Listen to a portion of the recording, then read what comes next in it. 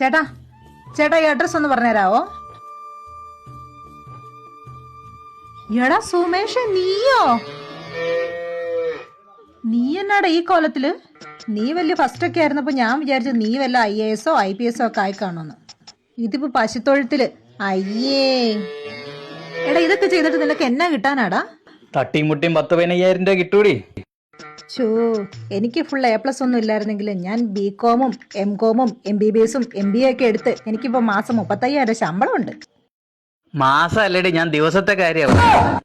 ചേട്ടാ ആന്റണി പെരുമാവര് വിളിക്കുന്നു. ലാറ്റിന്റെ വീട്ടിലെ 150 ലിറ്റർ പാല് വേണമെന്ന്.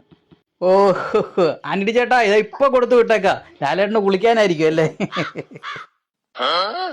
ചേട്ടാ എന്നാൽ 50 ലിറ്റർ പാല് മാറ്റി വെച്ചേക്കണം കേട്ടോ. എന്തിനാ? ഉണ്ണി മുകുന്ദന്റെ വീട്ടിൽ കൊടുക്കാൻ. ഓ, ഞാൻ മറന്നു.